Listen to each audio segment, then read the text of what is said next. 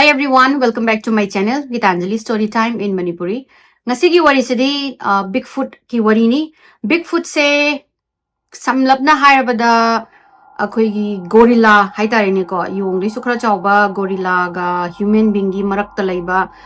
kano potsa khoi creature amani mase. Mayam na hainari je ape like hairy tall big creature hai haidi matu ga yam hauba human juman ba mioi ba suman ba aduga khoigi yamna chawba foot taret ka wangba adugumba creature amani mase all over the forest world gi khoigi sigi world sigi forest mayamna ui khole sighting ta ui khole hena mayamna pictures mayam dagi mayam gi wari dagi khopa dagi thousands of haidi moi da mayam gi wari Sana lay kare ko adi moi thengnai ui khole haiba adagi photo number su labna number dagi kharamana photo do sajina bani muhai kharamana aseng bani hai aduna it's up to debate hadi whether they exist or not adu magi mayamna adumi mayam do nadi ma je huziki creatures ji ui hai do nadi larambazu yai aduga masina akoi gi human beings in the forest changak pada majina koi ka haitare terrorize to haitare ne tanthok to gi hotna ba adugumba yam tawi haidi mai gi mafam du da changak pa ya roi kholoi ka haibagi ai gi territory ni ka haibagi type ta adu maina tawi du ga moi se they stay in a group aduga moi aduga mayam na hainari se intelligence oiba creature mani so haiba aidi moi se communicate to bangam mi kholi kaina so hai adu wari haidi mayam kina thengaruba thajaruba singdunadi aseng banena dum haidi lawgani doga thengnadaba thajadaba midunadi haidi moigi mitrang sanabani or just a figment of imagination so haibi ai ko but wari se sigi aina wari ani lizage wari ani se atopa mayam wari su lai but sigi wari ani sidi aina internet ta phangjabadagi wari se lizarage sigi wari se tar matungda it's up to you abdi noina thajai thajade lai laite haibadudi wari jigi mat haidi wari je ta loraga mayam gi decision de lere ko adai wari se haujarage ahamba wari sna ape canyon haina mafam ama lei kano da mount saint helen haina southwest kano da laidoni ko washington rom da laiba mafam ama da moi thokidoini july gi 1924 sida Fred Beck kaubamne mai mama na mari ma moisina gold gi prospector uja toini moise gold prospector ne gold prospector haibadi koi sana thiba sana kadai de phangi kholi hana mountain da mafam da chatlaga leiba group amane moisina hujiki 1924 gi july sida yamna koi gi moida horrific oiba haitare ni ko moida attack to bagi wari ni ai ngasi gi aham bagi wari sina Fred Beck ne adagi mai mamanaba hang kobam ne aduga moi ahum moi manga se 1924 gi July sida ziki sound khuziki kanogi Mount Saint Hos kano sida Helen gi sida gold prospect to balak toini haidi gold thi balak toini thi balak padagi moi sina jungle manung khal changsalaga haida ne civilization dagi 2-3 miles mu manung da changa kan sida moi sina adugi mafam je moi je sahi taruk tagi adum thabak tawraga laba mafam ne moina sana leibra thidana kotana leiraga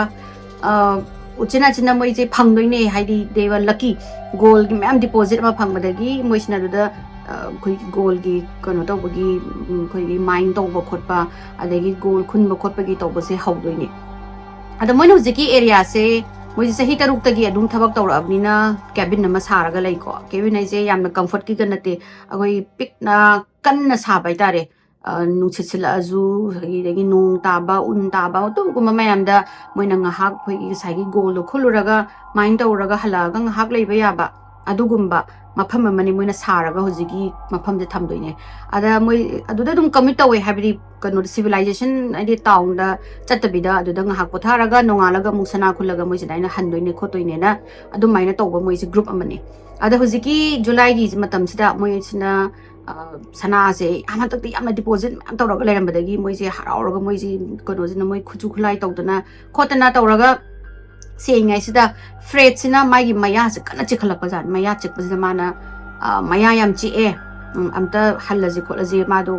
goal do khunma ngamdre khotre moi dentist amada jate yaroi duna sigi nearest town moi halo jigi 2-3 miles mug lapaga leiba adu de chatmina se na haiba ada mathana chapajung yada ba jigi mafam se yamna khoi gi magi ching jigi ching lambi haitare ne ko terrain haitare ching jigi si yamna rugged oiba habidi lambi ge se phajana leitaba koi gi nung jeng kai kai tawraga hujigi hang khaiba nupa sina khangba lambi se mana puragadi nupa se mathanda chatpada yamna dangerous oiba mafam oiba jani ada mana hang tu da sina trang noi kananom chamina se haibsida hang sina nang asida ri khang ko dawra ge yar re hedi saina goal su yamna leiri je kholi je si jem tang khun gi se du ga haying nonga laga first thing in the morning ai nang pura chat ke khot ke na tawbudagi mayam do yaning da mayam do chatning da bo ubudagi fred tu su pai leitre laitraga mana phare dodi hayeng nongalaga ai pubiro kholon haraga masu maya na maya chip chip na the rest of the day ma ja dum huje ki moi gi goal kano tawraga lai khullaga thiraga lai do daina tawraga lai re laibadagi numit hadi nungsa se nemthar padagi moina changasi adodi hujikti nungdang oiraga koina chu town na chatpasu yaroi dongina koi gi cabin du da changasi na moi nu pa manga se makong na lakpasida lambi sida yamna chawbo khungun ama ui khungun ama ubasida moi sin ahambadadi kaino ne na moi je hujiki manga se kai tare ne sa predator mayam adagi sang achaw mayam ubagi adum used to oiraba khoi rough oiraba mountaineer gum moi manga ne adudana ahambada bear gi moi na sawum gi khungun oirba ningum da moi na kem khandraga mandi da amta yings law na changsale yeng kandadi 19 inches mu chawba adu khoi sang ba du ga chawba khungun ama lairame du ga khungun siju khoi human being gi khungun gi type ta lairame ada moina yeng kan sida asigi khungun sidi kanu gi mande bear gi mande sineba mande du ga karamba predator leiba jano kholino mai mam ji yeng ai sida hang sina hairak toine moina swaina khanari manung sida aina koina kanu tori magi marak sida koina ji yengi marak sida nongma cabin da halakpada cabin jigi manakta same hojiki footprints ama lairamaga aina karino ne na paktha ge yeng ngai sida maning lom dagi oiba whistling sound ama adi kana adu kano la isini khani wish kani makhon ama thok le isini ada mas phokagulaga kaino ne na mas ko yengaga mana kana no hujiki whistling to dubu karamba sana bo siguma makhon thokun khotpuno na hengsina amu yenga sida whistle ama muk torok ni ko torok tisna magi opposite gi lapto ni ko hadi 100 ko gi meter muk lapadagi amu lapto ni ada mana khali se makhon whistle to ba khutause khoi gi sa ani communicate to bai type ta hadi mana mu khong ga ma jina halapai type ta to budagi hengse maje matang maje mihun swai di laure hadi karamba sa no sigi makho amna sawraba khungun sigi kanosina whistling tawraga amajina khoi answer tawbai type ta amuk communicate tawnari sinadi kanoma malayam dong male khone haraga maje hujiki mafam do thadoga maje mai mamana bajing rak to lae ado numitu budi mana mamana bajing da moi hujiki group to haidre mai wakhanda mana daina hairaga kano tawgadra haidi moina nognagadra natraga mona thajaroidra kholoidra gaidi adugumba wadubu ka haigadra na numitu da ai haihawdabni bad ngasi di aina sigi khungun da chapana bani ama aina khogi cabin nugi manakuda moi hujigi sangdugi manakuda aina thengnari sen haibada adu hairinga sida fret na ai jo whistling sound do hantak marak se kui tabasini moi se dum kono je khogi sound je dum khaga strange oiba sound je tabadi dum tabajani moi asigi hapta se moi na hujiki kano goal prospect toriba timing jigi hapta sida ada man ai ju tai ai di noi mayam na whistling tongnari boi ning ore khopane habdagi moina khalle masidi yamna chawwa predator gumba anowwa ma oiram dong male khuna na hangai khangdaba aduduna ngasidi yumanung doina la kano tawrasi warasu wan hadi yamna pitpa kano ni ko cabin ni ko hadi yamna koi cramp up tawraga leidoi ni moina leibaje koi chimney macha ma leirani firewood koi mathana ba aduga mo ising saungnaba macha amaga leiraga dagi bed apikpa ani hadi mi ani na makhung sanga thinjanaraga tumba yabagi size ki bed ama aduga makha da koi una wana me marakta so moi gi kano da tharaga moi gi sleeping bag to tharaga tumba yaba dugumba apikpa cabin ne ada moi sina hangai di mapanda campfire ga tawdana khotana moi do isai sakna dana wari sana dan leibedo ngasi di tawaroi si ngasi khara thuna adum kan tawrasi manung adum changasi kari no karamba kanu no khangdabanina sanga no khangdabanina haira moise yanaraga lae laaga moise cabin manung sida leire adai moi nga moise hujiki cabin manung da sum cramp up tawraga leibadagi chak lamna re chak lambadagi chak thongnaba ising khara sauhan lejaga moi saina moi beans ka porak pakop do phutna ba khotna ba tawbasida ising do hujiki cabin manung da larem dabadagi freds ka hanks gana adai khuni ising do lawraje normally moi je mi amam thangna chatle doga ising moi je cabin de kitang chatlaga ni lai si lok masa ma lok to gi ising dum kaluraga lakpane do numitu da di nga sai gi khungun do ubane adagi moina kanu whistling sound taba khotpa wari tawbadagi ngasi ani chapmina khoi ani chapmina rase hana hengsiga fredsiga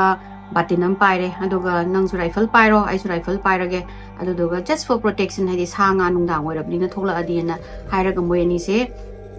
laktoini do nungdang sum amme aduga thas di phajana ngana thoe adudana lambi do phajana khangi phajana ui moi ani jina laaga lambi da sum wari sana sana na lai ngai sida khanghodana hadi suddenly hangsina lauraga kono maigi rifle thangalaktoini ko thangalaga aim tawdoini aim tawringa sida fred na kainu man tawrisi bo na yang khalak basida fred na aim tawriba jaga sida 100 yard mo hai tare ko adudai sida awangba akoigi hairy oiba akoigi matu yam chomba wangaga yam chawraga akoigi kai hatari creature mo I lepaga moida hain tawraga koi u sidagi haina tawraga haina yenga leiba sida hang tonga saigi mana predator gi kirubane hadi sanga lairangada kirubana tawbasi mana nongmaina moina de yengnai na nongmaina ungtang kaptoni ko kapasida mana hudi saduna lepiba u sida pandoini panbadagi sigi creature je phalongna laishangraga maje moigi view de mangwadagi moise ising moina hujiki to kaino ko mori sanaraga ising ji kallaga leiringai sida khanghaudana hujiki creature je moigi ching mathak ji mana lairami ba forest haitare ne adagi de gutung long tawraga chendharak doine ba chendharak pachida moi ani je chelo na moi hun ani chelak pasida kano jana kano hujiki freds na nongmaina hokla kape je pandaga hujiki creature je maning ro anthoga whistling ma hujiki sound moina ngasai ta ba whistling sound asi whistling tawraga tanarak toini ko tanarak padigi mu freds na mu thanglaga mu kape nongmai je kapadagi ngasai gi moi view dagi manghi dagi moi ani cha hota na chele hai moi cabin do yongna ba cabin jing nang na ini ko yor mane active cabin do yoga thong thang to ga moi chongsalle de cabin manung sida chongsallaga thong thingjallaga leiba dagi lairamba table nong ba moi phabung ga semam ba jing na loina mak barricade tawraga thamme moi nupa ahum jina kai tawragi noi kandarogi noi na bain to ijibo kholi jibo tawjani adagi hangsina hujiki creature aina kan tawba chauba creature ma ain haba whistling sound do adu tawba creature do lairame kholame koina nongmaina kap ne tanare adagi muk fred na muk kapadagi amu mangre adu muk attack tawradi kholadi na moi tawraga thongdra moi thingjalle do hujiki cabin je thongnau pandraga imammaga manung jida moina ngasai chimpano da moi gi fireplace da mai muli moi khoi mai musi thanbado adu khatani ko adu gi mangan khatani manung da lai je adagi moi singje nongoi pairaga leire ngai badagi moina khali se lakadra laoidra adagi laktraga na moi no whistling sound ni dum taba adagi moi jina sidi moi haidi attack to balak to male hujiki sa do kari nu ju khangde khote adi mi dong su tawi chen ma ju mi dong chelaga tanara I kholai naina wari sara leraga kaim bok toroktre ahing haidi koi midnight bok su kaim toroktre ahing ju bok nu torokta badagi moi je lak to mandre kai hainaraga ngai badagi tum thokre tungraga ahing koi kano se thinga kan se da moina haibado late midnight hai ko stage da khoigi whistling sound jum tawraga moi cabin stage da kaino omna ong thumak pajani thoma aga hang snack ta lauraga maje hagulok ni ko agar mathung maram khang da lauraga maje adaga moina yengu basida hujiki cabin sita moi una ni ko u achauba khoigi utup una saba cabin ne utup se ama marak ta gi nan thoga cab kanogi hang sigi mathabak sita talerambadagi moi se loina makhai sai gi kanna thomakpagi makhon du ne hang tu na lauraga hawlakpani moi se loina hawlaga phagum ne gi loi chongthala moi tumam position hawlaga nongmai sing ta loi painaraga hang ka fred ka sina rifle khara chawam pai doni atai jing jina pistol pai ba aduna pistol pai ba jing du ga moi sina maning da tawra moi aim taw la ga hang to moi na ngasai gi lock to moi ko gi kanu sing achaw hai tare ne adu lok thok pi ra kan ma chawla ko asu tawra ga kaino ji to kaino tawra ga ta khoi gi mi myam moi gi cabin ji gi sarong sing ji da ko gi mi mayam hai tare ne ko chen ma khon ta do ni ko na khoi khongun ma khon kan thok bam tholaga whistling sound to do ni moi na sing ji tong na ga moi kari mok to uba phang ni thongnau gi leitamina adanga sai gi u duna tarak pa gi aho bam lei ko tang cha pik pa ma hai kanu u du ma nga sai nan thorok pa gi kanu aho ba du da adu da khatani ko wei gi mun khoi gi mun lai chu tholak panina adai moi na haina hang china pakthar ga yeng ma jani kari no lai si bon adu ga hujiki sa creature ahum je si sina chatlaga makhut si nung chau khoi gi boulder hai tare ni ko achau ba ma pai ra ga moi jina dai moi hum ja haina ko yeng lem lai bi dagi hang china moi hum so ye na law ba sida nga sai gi sa sina creature sina mathak haina moi ku yeng ngam ba dagi aho ba pa lo yeng thara ga hang sida yeng ga nungdum jina thomak pa jani thomak pa jan nungdum je to kan na force thomak pa je sai gi cabin do gi aho ba dagi jaga jam thom da hang si maning halle ba di khangai tu bi tawra ga hanga ga halle ga hang chi ju freight ju nongmai na ka pe moi ju kai no ka pe do sai nongmai ka pak pa dagi moi je mu chen gare chen thok ga moi dai to kurung kai da ga huzik moi na uri ji ju ahu da u bani na ahu ba gi ma pa ji moi je leitre ba ji creature jing je sing ji ju moi ja atop ma jaga dagi nungdum ma cho cho jing manu ji gi cabin je thom ba hawrab jani ada moi na budi yang na sa gi ba yamna chetna kanna sa gi ba cabin ni ado hujiki nungdum ma chau chau ba mem da dum thoma di kayam koina moi khadi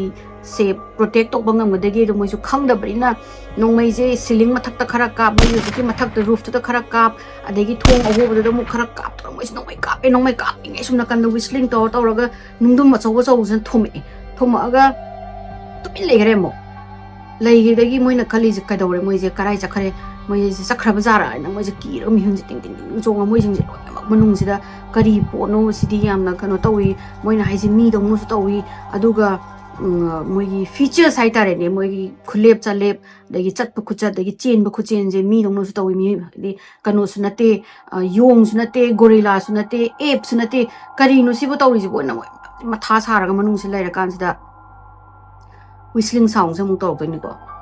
amuk horok to moi whistling sound ja horok di moi o amuk second wave of attack lak to re na moi brace to ga lai re di nong moi jing to ga mo sai gi thong je na mo thugai do hona rai je thong mom si da moi sing je nam jala ga lai ra ta thong mom si da sen jala ga to thom doi ne to koi law ra ga wai kai kai ta re ni sa ro to ga whistling je to ga thong je da dong ne thil ga moi thong je thugai da gi to thong je thugai je ngamdra ga mo to bi nam lai khra ga moi si di manung dagi ready ni ko moi ma thorong khang ga nong mai ju kai dom kap lai ram ne moi torok ga nong mai se kap ta na khot na dum tok lai ra ga khang hau da na hujiki aho ba si moi ji u do ken gi bai aho ba do aho ba si da makhut chau ba matu chom ba koi yong gi makhut man ba mi gi makhut chu man ba yong gi makhut man ba mana thingjal aga haina mar ga moi hujiki thong ji manak hujiki mana mar iba manak se singjang ma tham jani singjang je pai gra ga chingthor ke to badagi hang sina manak ta kanu sina freight sina manak ta leiba freight se ta chongjal laga mana kanu je pai raga sagi singjang je pai ra mana twist to re habida ho badagi chingthor ta na ko na bada to badagi sai yong kha ji kai ta re ape koi gi bigfoot ha ga dra creature hai rage ko creature ji zo ga no chingthor na bo na badagi hang sina nongmai na kap badagi makut ta pan bra kanu ma to sani aduga masa palo ma thado ma khut se palo chingthokha ga moi jing je law ra ga whistling to ra ga chen gi re moi je pula chen ra ga moi jing tak lai moi je chen gi bai ma kon ta re di forest manung na chen gi bagi nong mai na pan ba dagi ki dana chen ra kari no moi je ham ba de khang re do ga moi je ngai ra ga lai hai di amuk lak pa yai na khal la ga moi je khoiram ma lai do khoiram dana khotna adai sai heng tuna ko gi chingi devil hai tare ne na traga chingi lai hai tare moi do gi mafam di forest gi spirit forest gi lai da khoiram dana ko tana moi mem je ai di nungdang sida di kan taw raga khotla ga kari no lai je khoibam to protect to bi kholo kai to khoiram ma lai bi da gi attack se lep khare moi na hai ba do nungdang nungalam dai gi ꯅꯨꯃꯤꯠ ꯈꯔ ꯊꯣꯛꯂꯛꯄꯁꯤꯗꯩꯗ ꯑꯦꯇꯦꯛꯁꯤ ꯂꯦꯞꯈ꯭ꯔꯒ ꯃꯣꯏꯁꯦ ꯍꯟꯈ꯭ꯔꯦ ꯑꯗꯨꯝ ꯆꯠꯈ꯭ꯔꯒ ꯍꯜꯂꯛꯇꯕꯗꯒꯤ ꯃꯣꯏꯁꯦ ꯉꯥꯏꯔꯒ ꯅꯨꯡꯁꯥꯁꯦ ꯂꯣꯏꯅ ꯊꯣꯛꯑꯦ ꯃꯣꯏꯒꯤ ꯀꯔꯤꯝꯐꯥꯎ ꯂꯩꯇ꯭ꯔꯦ ꯍꯥꯏꯔꯀꯥꯟꯗ ꯃꯣꯏ ꯃꯉꯥꯁꯦ ꯀꯦꯕꯤꯟꯁꯦ ꯊꯣꯡꯁꯦ ꯍꯥꯡꯇꯣꯔꯛꯇꯣꯏꯅꯤꯀꯣ ꯍꯥꯡꯇꯣꯛꯑꯒ ꯊꯣꯛꯂꯛꯑꯒ ꯌꯦꯡꯕꯁꯤꯗꯗꯤ ꯍꯦꯛꯇ ꯃꯣꯏꯅ ꯂꯩꯔꯝꯃꯤꯕ ꯁꯔꯥꯎꯟꯗꯤꯡ ꯃꯣꯏꯒꯤ ꯀꯦꯕꯤꯟꯗꯨꯒꯤ ꯁꯔꯥꯎꯟꯗꯤꯡꯁꯤꯗ ꯅꯨꯡꯗꯨꯝ ꯃꯌꯥꯝ ꯇꯥꯔꯒ ꯂꯩꯔꯝꯃꯦ ꯑꯗꯒꯤ ꯉꯁꯥꯏꯒꯤ ꯔꯨꯐꯀꯗꯣ ꯃꯣꯏꯅ ꯅꯨꯡꯗꯨꯅ ꯊꯣꯡꯕꯗ ꯔꯨꯐ ꯈꯔ ꯑꯃ ꯍꯣꯔꯒ ꯂꯩꯔꯝꯗꯅ ꯑꯗꯒꯤ ꯀꯦꯕꯤꯟꯒꯤ ꯃꯄꯥꯟꯗꯣ ꯍꯦꯛꯇ ꯑꯩꯈꯣꯏꯒꯤ ꯁ꯭ꯀ꯭ꯔꯦꯆ ꯃꯥꯔꯛ ꯃꯌꯥꯝ ꯑꯗꯒꯤ ꯀꯩ ꯍꯥꯏꯇꯥꯔꯦꯅꯦ ꯗꯦꯟꯠ ꯃꯌꯥꯝ ꯀꯩꯀꯩ ꯃꯌꯥꯝ ꯂꯩꯔꯝꯕꯗꯒꯤ ꯃꯣꯏ ꯃꯉꯥꯁꯤꯅ ꯍꯥꯏꯔꯦ ꯑꯩꯈꯣꯏꯒꯤ ꯏꯀ꯭ꯋꯤꯞꯃꯦꯟꯁꯦ ꯂꯣꯏꯅ ꯂꯩꯍꯧꯔꯖꯅꯨ ꯆꯠꯂꯁꯤ ꯑꯩꯈꯣꯏ ꯁꯅꯥ ꯃꯌꯥꯝꯁꯦ ꯄꯨꯔꯒ ꯑꯩꯈꯣꯏ ꯄꯨꯟꯁꯤ ꯁꯤꯗꯧ ꯁꯔꯨꯛꯄꯨꯗꯤ ꯁꯅꯥꯒꯁꯨ ꯂꯣꯏ ꯂꯪꯊꯣꯛꯑꯝꯃꯒ ꯑꯩꯈꯣꯏ ꯆꯠꯂꯁꯤ ꯈꯣꯠꯂꯁꯤꯅ ꯃꯣꯏꯁꯦ ꯈꯨꯗꯛꯇ ꯃꯣꯏꯁꯦ ꯗꯤꯁꯥꯏꯠ ꯇꯧꯔꯒ ꯄꯦꯛꯀꯤꯡ ꯃꯣꯏꯁꯦ ꯃꯄꯣꯠ ꯃꯆꯩ ꯄꯦꯛ ꯇꯧꯔꯒ ꯃꯣꯏꯅ ꯍꯥꯏꯕꯗꯣ ꯃꯣꯏꯒꯤ ꯗ꯭ꯔꯤꯂꯤꯡ ꯍꯥꯏꯗꯤ ꯃꯣꯏꯒꯤ ꯄꯣꯠ ꯆꯩ ꯈꯨꯠꯁꯨ ꯈꯨꯠꯂꯥꯏ ꯉꯁꯥꯏꯒꯤ ꯁꯅꯥꯒꯤ ꯀꯩꯅꯣ ꯃꯥꯏꯟ ꯇꯧꯕꯒꯤ ꯈꯨꯠꯁꯨ ꯈꯨꯠꯂꯥꯏ ꯃꯌꯥꯝꯗꯣ ꯑꯗꯨꯗꯣ ꯃꯌꯥꯝ ꯂꯪꯊꯣꯛꯑꯝꯃꯦ ꯑꯗꯨꯒ ꯃꯣꯏ 200 ꯋꯥꯔꯗ ꯃꯨꯛꯀꯤ ꯑꯗꯨ ꯃꯇꯝꯗ 1924 ꯃꯇꯝꯗ $200 ꯄꯩꯁꯥ ꯃꯌꯥꯝ ꯌꯥꯝꯕ ꯄꯩꯁꯥꯅꯤ ꯑꯗꯨꯒꯤ ꯋꯥꯔꯗ ꯑꯣꯏꯕ ꯏꯀ꯭ꯋꯤꯞꯃꯦꯟꯁ ꯂꯣꯏ ꯂꯪꯊꯣꯛꯑꯝꯃꯦ ꯁꯅꯥꯁꯨ ꯈꯔ ꯂꯪꯊꯣꯛꯑꯝꯃꯤ ꯃꯣꯏ ꯑꯗꯨꯒ ꯃꯣꯏꯅ ꯑꯉꯝꯕ ꯃꯣꯏꯒꯤ ꯉꯁꯥꯏꯒꯤ ꯕꯣꯔꯥ ꯈꯥꯎ ꯃꯥꯟꯕ ꯑꯗꯩꯗ ꯃꯣꯏꯅ ꯍꯥꯞꯄ ꯌꯥꯕ ꯄꯣꯠꯉꯩ ꯍꯥꯞꯄꯒ ꯃꯣꯏꯁꯦ ꯈꯨꯗꯛꯇ ꯃꯣꯏꯁꯤꯒꯤ ꯇꯥꯎꯟꯁꯤꯗꯗꯤ ꯆꯦꯜꯂꯛꯇꯣꯏꯅꯤ 2 ꯃꯥꯏꯜꯁꯃꯨꯛꯁꯦ ꯃꯣꯏꯁꯦ ꯆꯦꯜꯂꯛꯑꯒ ꯑꯃꯨꯛ ꯍꯟꯅ ꯃꯐꯝꯗꯨꯗ ꯃꯣꯏꯁꯦ ꯆꯪꯉꯣꯏꯗꯣꯏꯅꯤ ꯆꯠꯂꯔꯣꯏꯁꯦꯅ ꯍꯥꯏꯅꯔꯦ ꯗꯤꯁꯥꯏꯠ ꯇꯧꯔꯦ ꯑꯗꯨꯒ ꯃꯣꯏꯅ ꯗꯤꯁꯥꯏꯠ ꯇꯧꯅꯔꯤꯁꯦ ꯑꯃꯨꯛ ꯍꯥꯏꯔꯤꯁꯦ ꯁꯤꯒꯤ ꯋꯥꯁꯦ ꯀꯅꯥꯝꯐꯥꯎꯗ ꯍꯥꯏꯔꯣꯏꯁꯤ ꯑꯃꯨꯛ ꯍꯥꯏꯗꯤ ꯑꯩꯈꯣꯏꯅ ꯁꯨꯃꯥꯏꯅ ꯍꯥꯏꯔꯨꯔꯒ ꯑꯃꯨꯛ ꯍꯦꯟꯅ ꯆꯋꯥꯗꯣ ꯆꯥꯎꯊꯣꯛꯑꯒ ꯃꯌꯥꯝꯅ ꯑꯃꯨꯛ ꯍꯥꯏꯗꯤ ꯀꯩꯅꯣ ꯇꯧꯕ ꯌꯥꯏ ꯑꯗꯨꯅ ꯆꯪꯉꯣꯏꯁꯤ ꯈꯣꯠꯂꯣꯏꯁꯤ ꯍꯥꯏꯔꯣꯏꯁꯤ ꯈꯣꯠꯂꯣꯏꯁꯤꯅ ꯄ꯭ꯔꯣꯃꯤꯁ ꯇꯧꯅꯔꯒ ꯉꯁꯥꯏꯒꯤ ꯀꯩꯅꯣꯗꯨꯗꯤ ꯅꯨꯄꯥ ꯐ꯭ꯔꯦꯗꯇꯨꯅꯦ ꯑꯗꯨꯒ ꯃꯣꯏ ꯅꯨꯄꯥ 3 ꯑꯃꯒꯗꯤ ꯃꯌꯨꯝꯂꯣꯝꯗ ꯍꯟꯈꯤꯗꯣꯏꯅꯤꯀꯣ ꯃꯣꯏ ꯑꯗꯨꯒ ꯍꯦꯡꯁꯤꯅ ꯃꯣꯏꯒꯤ ꯔꯦꯟꯖꯔ ꯃꯅꯥꯛꯇ ꯆꯠꯂꯒ ꯔꯦꯟꯖꯔꯁꯦ ꯄꯥꯎꯁꯦ ꯇꯝꯃꯨꯔꯒ ꯍꯜꯂꯛꯑꯒ ꯃꯥꯅ ꯕꯥꯔ ꯑꯃꯗ ꯐꯝꯃꯒ ꯕꯥꯔ ꯑꯃꯁꯦ ꯃꯥꯅ ꯋꯥꯔꯤꯁꯦ ꯃꯌꯥꯝꯗ ꯌꯨ ꯊꯛꯑꯒ ꯂꯣꯏꯅ ꯂꯤꯊꯣꯛꯑꯣꯕ ꯂꯤꯊꯣꯛꯄꯗꯒꯤ ꯍꯧꯖꯤꯛꯀꯤ ꯋꯥꯔꯤꯁꯦ ꯍꯦꯛꯇ ꯋꯥꯏꯜ ꯐꯥꯏꯌꯔꯗꯧꯅ ꯁ꯭ꯄ꯭ꯔꯦꯗ ꯇꯧꯗꯣꯏꯅꯤꯀꯣ ꯃꯣꯏ ꯍꯧꯖꯤꯛ ꯀꯩꯅꯣꯁꯦ ꯍꯥꯏꯅ ꯃꯥꯎꯟꯇꯦꯟꯗ ꯑꯦꯞ ꯂꯥꯏꯛ ꯀ꯭ꯔꯤꯆꯔ ꯑꯃ ꯊꯦꯡꯅꯩ ꯍ꯭ꯌꯨꯃꯦꯅꯣꯏꯗ ꯃꯥꯟꯕ ꯀ꯭ꯔꯤꯆꯔ ꯑꯃ ꯊꯦꯡꯅꯩ ꯈꯣꯠꯂꯤ ꯇꯧꯋꯦ ꯍꯥꯏꯕꯁꯦ ꯍꯦꯛꯇ ꯐ꯭ꯂꯥꯁ ꯇꯧꯗꯣꯏꯅꯤ ꯑꯗꯩ ꯃꯣꯏꯁꯦ ꯍꯧꯖꯤꯛꯀꯤ ꯅ꯭ꯌꯨꯁꯇꯣ ꯐ꯭ꯂꯥꯁ ꯇꯧꯕꯗꯒꯤ 1924ꯁꯤꯗ ꯃꯤ ꯃꯌꯥꯝꯁꯤꯅ ꯑꯩꯈꯣꯏꯒꯤ ꯂꯣꯀꯦꯜꯒꯤ ꯔꯤꯄꯣꯔꯇꯔ ꯃꯌꯥꯝ ꯂꯥꯛꯑꯅꯤ ꯑꯗꯒꯤ ꯏꯪꯂꯦꯟꯗꯒꯤꯐꯥꯎ ꯃꯤ ꯂꯥꯛꯇꯣꯏꯅꯤ ꯃꯣꯏꯁꯦ ꯃꯣꯏꯒꯤ ꯏꯟꯇꯔꯚ꯭ꯌꯨ ꯂꯧꯕ ꯂꯥꯛꯇꯣꯏꯅꯤ ꯑꯗ ꯃꯣꯏꯒꯤ ꯏꯟꯇꯔꯚ꯭ꯌꯨꯁꯤꯗ ꯃꯣꯏꯅ ꯋꯥꯔꯤꯁꯦ ꯆꯞ ꯃꯥꯟꯅꯅ ꯑꯗꯨꯝ ꯍꯥꯏꯗꯨꯗꯨꯗꯨꯗꯤ ꯁꯥꯕꯗꯒꯤ ꯃꯣꯏꯅ ꯍꯥꯏꯕꯗ ꯗ ꯒ꯭ꯔꯦꯠ ꯍꯦꯔꯤ ꯑꯦꯞ ꯍꯟꯠ ꯍꯥꯏꯅ ꯃꯃꯤꯡ ꯑꯃ ꯊꯣꯜꯂꯒ ꯃꯤꯁꯟ ꯑꯃ ꯇꯧꯋꯦ ꯃꯌꯥꯝꯅ ꯇꯧꯕꯁꯦ ꯑꯩꯈꯣꯏꯒꯤ ꯈꯪꯗꯦ ꯃꯤꯁꯤꯡꯁꯦ ꯃꯥꯏ ꯍꯧꯖꯤꯛꯀꯤ ꯊꯤꯕ ꯂꯥꯛꯇꯣꯏꯅꯤꯀꯣ ꯍꯧꯖꯤꯛꯀꯤ ꯑꯦꯞ ꯂꯥꯏꯛ ꯀ꯭ꯔꯤꯆꯔꯁꯦ ꯀꯔꯤ ꯄꯣꯠꯅꯣ ꯀꯔꯤ ꯁꯥꯅꯣꯅ ꯊꯤꯕ ꯂꯥꯛꯄꯁꯤꯗ ꯑꯩꯈꯣꯏ ꯍꯧꯖꯤꯛꯀꯤ ꯃꯥꯎꯟꯠ ꯁꯦꯟꯠ ꯍꯦꯂꯦꯟꯁꯤꯃ ꯏꯪꯂꯦꯟꯗꯒꯤ ꯄꯣꯔꯠꯂꯦꯟꯗꯒꯤ ꯑꯣꯔꯦꯒꯟ ꯑꯗꯒꯤ ꯑꯇꯣꯞꯄ ꯀꯟꯇ꯭ꯔꯤꯗꯒꯤ ꯃꯌꯥꯝꯁꯤꯡꯅ ꯃꯣꯏꯗ ꯍꯥꯏꯕꯗꯤ ꯑꯗꯨꯗꯨꯒꯤ ꯍꯟꯠꯀꯤ ꯃꯇꯥꯡꯗ ꯂꯥꯛꯁꯤꯗꯅ ꯍꯦꯛꯇ ꯑꯩꯈꯣꯏꯒꯤ ꯃꯤ ꯃꯌꯥꯝꯅ ꯆꯠꯂꯒ ꯌꯦꯡꯉꯨꯗꯣꯏꯅꯤ ꯑꯗꯒꯤ ꯏꯅꯥ ꯌꯥꯝ ꯈꯨꯟꯕ ꯌꯥꯝꯅ ꯋꯦꯜꯗꯤ ꯑꯣꯏꯕ ꯀꯩꯅꯣꯅ ꯑꯩꯈꯣꯏ ꯑꯗꯨꯗ ꯃꯇꯝꯗꯨꯗ ꯃꯤꯂꯤꯅꯤꯌꯔ ꯍꯥꯏꯇꯥꯔꯦ ꯍꯧꯖꯤꯛꯅ ꯍꯥꯏꯔꯒꯅ ꯕꯤꯂꯤꯅꯤꯌꯔ ꯑꯃꯅꯒꯁꯨ ꯄꯩꯁꯥ ꯃꯌꯥꯝ ꯑꯣꯐꯔ ꯇꯧꯗꯣꯏꯅꯤ ꯍꯥꯏꯗꯤ ꯑꯗꯨꯒꯨꯝꯕ ꯍꯧꯖꯤꯛꯀꯤ ꯁꯥꯗꯣ ꯁꯤꯕ꯭ꯔꯥ ꯆꯪꯕ꯭ꯔꯥ ꯑꯃ ꯄꯣꯔꯛꯄꯗ ꯄꯩꯁꯥ ꯑꯁꯨꯛ ꯄꯤꯅꯤ ꯈꯣꯠꯅꯤꯒ ꯇꯧꯕꯗꯒꯤ ꯃꯌꯥꯝꯁꯦ ꯍꯧꯖꯤꯛꯀꯤ ꯃꯐꯝꯁꯤꯗ ꯐ꯭ꯂꯣꯛ ꯇꯧꯗꯣꯏꯅꯤꯀꯣ ꯆꯪꯉꯒ ꯌꯦꯡꯕꯁꯤꯗ ꯐꯪꯗꯤ ꯐꯪꯗ꯭ꯔꯦ ꯑꯗꯣ ꯈꯣꯡꯒꯨꯟꯗꯨꯗꯤ ꯐꯪꯉꯤ ꯈꯣꯡꯒꯨꯟꯒꯤ ꯐꯣꯇꯣꯒꯨꯝꯕ ꯈꯔ ꯂꯧꯕ ꯅꯠꯇꯅ ꯑꯃꯨꯛ ꯍꯟꯅ ꯍꯧꯖꯤꯛꯀꯤ ꯀ꯭ꯔꯤꯆꯔꯁꯦ ꯎꯗꯦ ꯈꯣꯠꯇꯦ ꯍꯥꯏ ꯕꯠ ꯍꯦꯌꯔ ꯑꯦꯟ ꯗꯦꯌꯔ ꯍꯧꯖꯤꯛ ꯐꯥꯎꯕ ꯑꯗꯨꯝ ꯀꯅꯥꯒꯨꯝꯕ ꯑꯃꯅ ꯑꯃꯨꯛ ꯎꯕ ꯈꯣꯠꯄ ꯌꯥꯝ ꯂꯥꯞꯅ ꯍꯧꯖꯤꯛꯀꯥꯟꯗꯤ ꯎꯔꯒ ꯑꯦꯇꯦꯛꯃꯛꯇꯤ ꯇꯧꯔꯛꯇꯦ ꯑꯗꯣ ꯃꯌꯥꯝꯅ ꯈꯜꯂꯤꯁꯦ ꯍꯦꯡꯇꯨꯅ ꯅꯣꯡꯃꯩꯅ ꯀꯥꯞꯄꯨꯕꯗꯨꯗ ꯃꯣꯏꯗꯣ ꯃꯣꯏꯒꯤ ꯃꯐꯝꯅꯤ ꯃꯣꯏꯒꯤ ꯐꯣꯔꯦꯁꯅꯤ ꯀꯥꯏꯅ ꯍꯥꯏꯕꯒꯤ ꯑꯦꯇꯦꯛ ꯇꯧꯔꯝꯕꯁꯨ ꯌꯥꯏꯌꯦꯅ ꯍꯥꯏ ꯑꯗꯣ ꯅꯣꯕꯗꯤ ꯅꯣꯁ ꯋꯥꯔꯤꯁꯦ ꯀꯌꯥꯏꯐꯥꯎ ꯌꯥꯝꯅ ꯆꯨꯝꯃꯤꯅꯣ ꯍꯥꯏꯕꯗꯨꯗꯤ ꯑꯗꯨꯒꯤ ꯄ꯭ꯔꯨꯐꯇꯨꯗꯤ ꯂꯩꯇ꯭ꯔꯦ ꯋꯥꯔꯤ ꯑꯅꯤ ꯁꯨꯕꯁꯤꯅ ꯃꯥꯏꯛ ꯋꯤꯂꯤ ꯀꯧꯕ ꯅꯨꯄꯥ ꯑꯃꯗ ꯊꯣꯛꯇꯣꯏꯅꯤ ꯃꯥꯁꯦ 1981 ꯁꯤꯗꯩꯁꯤꯗ ꯗꯤꯌꯔ ꯍꯟꯇꯤꯡ ꯌꯥꯝ ꯄꯥꯝꯃꯦ ꯃꯥꯁꯦ ꯗꯤꯌꯔ ꯍꯟꯇꯤꯡ ꯄꯥꯝꯕꯁꯤꯗ ꯃꯥꯏꯛꯁꯤꯅ ꯅꯣꯡꯃ ꯃꯥꯅ ꯃꯥꯒꯤ ꯂꯨꯖꯤꯌꯥꯅꯥ ꯃꯥꯏ ꯍꯣꯝ ꯇꯥꯎꯟ ꯍꯥꯏꯇꯥꯔꯦꯅꯦ ꯑꯗꯒꯤ ꯈꯔ ꯆꯠꯂꯒ ꯃꯐꯝ ꯑꯃ ꯂꯩ ꯃꯌꯥꯝꯅ ꯆꯪꯅꯗ꯭ꯔꯕ ꯊꯥꯏꯅ ꯁꯤꯡ ꯌꯥꯟꯕꯒꯤ ꯂꯝꯕꯤꯒ ꯑꯣꯏꯔꯝꯕ ꯍꯧꯖꯤꯛꯄꯨꯗꯤ ꯆꯪꯅꯗ꯭ꯔꯕ ꯍꯥꯏꯇꯥꯔꯦꯅꯦ ꯑꯦꯕꯦꯟꯗꯟ ꯑꯣꯏꯔꯕ ꯃꯣꯏꯒꯤ ꯂꯣꯒꯤꯡ ꯔꯣꯗ ꯍꯥꯏꯇꯥꯔꯦ ꯑꯩꯈꯣꯏꯒꯤ ꯁꯤꯡ ꯌꯥꯟꯕ ꯊꯥꯏꯅ ꯂꯝꯕꯔꯒꯤ ꯇꯧꯔꯝꯕꯒ ꯑꯗꯨꯒꯨꯝꯕꯒꯤ ꯃꯐꯝ ꯑꯃ ꯂꯩꯕꯁꯤꯗ ꯃꯥꯁꯦ ꯑꯗꯨꯝ ꯃꯥꯒꯤ ꯂꯥꯏꯁꯦꯟꯁ ꯂꯩꯕ ꯈꯣꯠꯄꯅꯤꯅ ꯃꯥꯁꯦ ꯑꯗꯨꯗ ꯑꯗꯨꯝ ꯆꯠꯄꯖꯥꯠꯅꯤ ꯗꯤꯌꯔ ꯍꯟꯇꯤꯡꯁꯦ ꯑꯗꯣ ꯍꯧꯖꯤꯛꯀꯤ ꯗꯤꯁꯦꯝꯕꯔꯒꯤ ꯃꯇꯝ ꯏꯪꯕ ꯃꯇꯝꯁꯤꯗ ꯃꯥꯅ ꯅꯣꯡꯃ ꯗꯤꯁꯥꯏꯠ ꯇꯧꯗꯣꯏꯅꯤ ꯗꯤꯌꯔ ꯍꯟꯇꯤꯡ ꯇꯧꯒꯦꯅ ꯃꯥꯁꯦ ꯃꯥꯒꯤ ꯗꯤꯌꯔ ꯍꯟꯇꯤꯡꯒꯤ ꯃꯣꯏꯒꯤ ꯗꯤꯌꯔ ꯍꯟꯇꯤꯡ ꯁ꯭ꯇꯦꯟꯒꯁꯨ ꯂꯩ ꯍꯥꯏꯌꯦ ꯂꯩꯕꯁꯤꯅ ꯀꯔꯤꯃꯥꯏꯅ ꯇꯧꯒꯦ ꯍꯥꯏꯕꯁꯤꯗ ꯑꯩꯈꯣꯏꯒꯤ ꯃꯥꯏꯜ ꯑꯩꯈꯣꯏꯒꯤ ꯃꯥꯏꯜ ꯑꯣꯜꯃꯣꯁꯠ 1.5 ꯃꯥꯏꯜꯐꯥꯎ ꯂꯥꯞꯄꯦ मागी उजिकी लोगिंग लाई उजिके न हाइबा सिंगयान लोबगी लंबी लाई बसे सिदगिना मागी डियर हंसिबो अद माना कमाइन चले माज मागी ट्रक से लानी ट्रक से माइल अमा मखाइ वाली गाइदा माना खामनी खामगा मखोंगना उजिकी डियर मफमजे अदु ताना चतोइने gari thaujalagadi usiki sanga mana hunting tongninga bitter deer hunting tongningido adu no mangi doinina hai chen gidra na mas makhong dum chatle mana dum chale mafam ne every time ma dum mafam dum chatle ada usiki mana particular december gi sigin 1981 gi matam sida mas lae mai gari sida lae mai pochai me mai gi rifle number pura e adu moi gi rifle de yauri yamna high kano hai go scope yawi go nongmai sida habidi binocular gumba hai tare nongmai koi gi nongmai sida jingjalaga yeng na ba khona ba adugumba ma yawraga masla enumitse ingriam ingi masida majina chapchare ing matam je deer je yam thoklak male mana chapchare adudi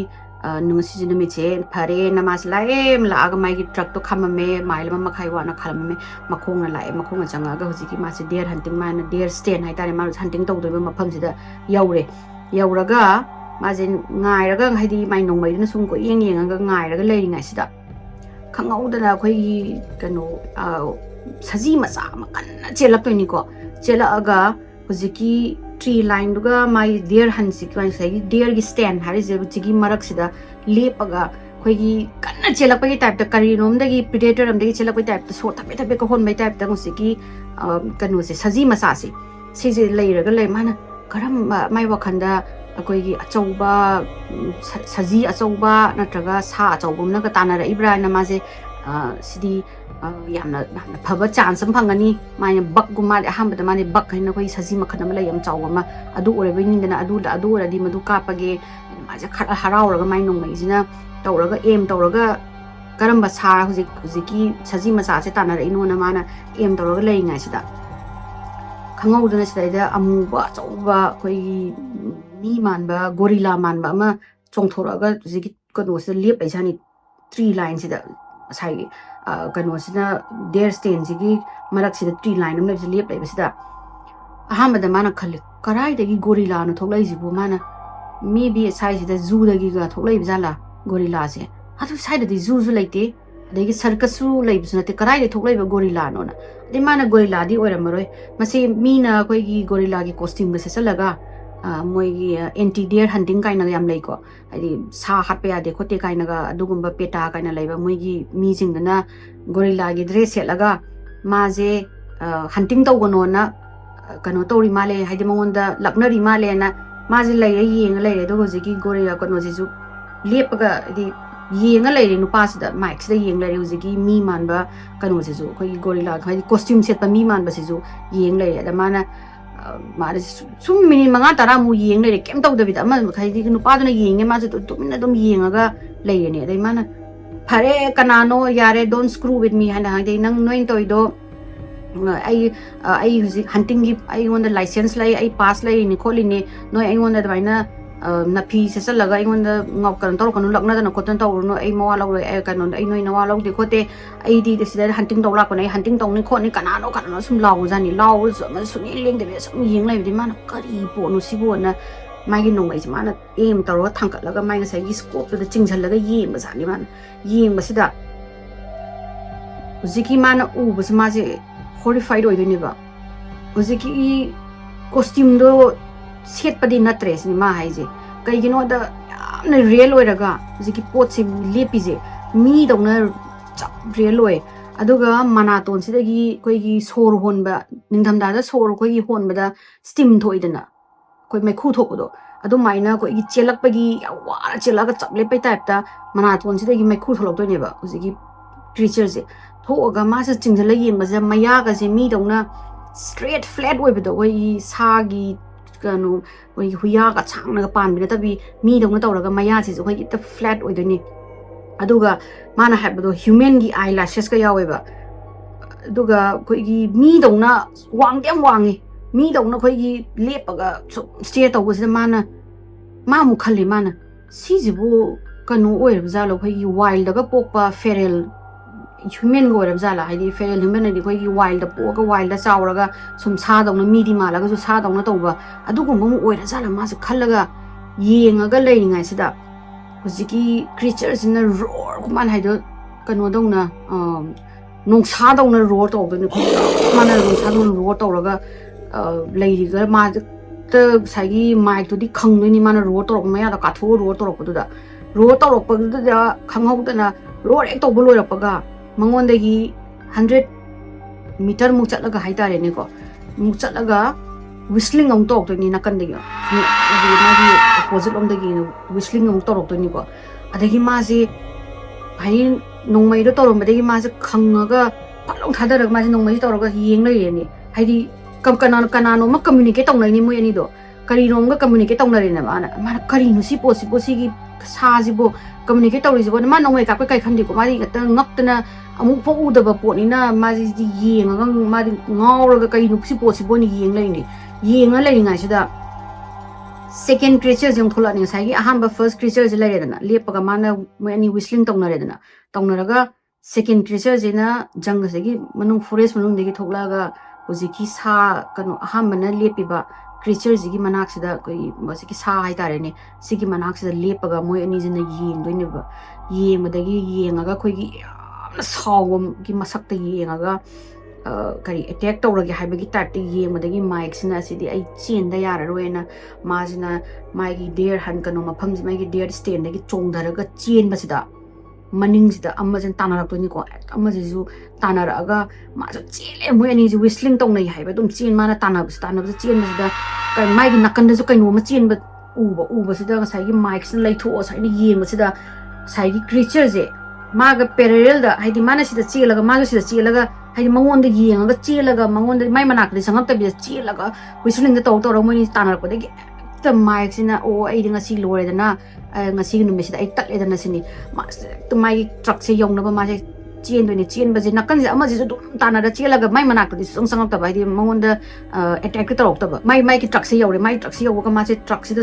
chongsa ga mana thong thingjan laga thongnau je yeng masida hujiki creature amajina forest ki tree line je lepaga so ga tabe holaga mi dongna ni ko chen ma sai ta nai ju mi gi dongna makhong ani lepaga i makhut ma sa ga pura mi dongna tawraga ju matu yam som matu ga som ga ne man toy je aduga maina lepaga mangon da yeng lai jani yeng madagi man ma se ni ing ga man mai maning gi side mai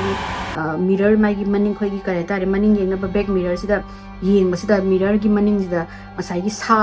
second jena mu lepaga lai haidi ma je mai mafam do ko re tare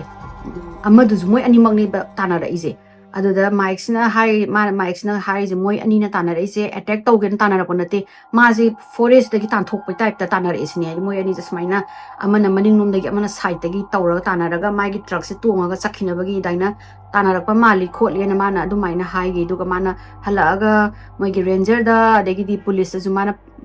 wari je lire ga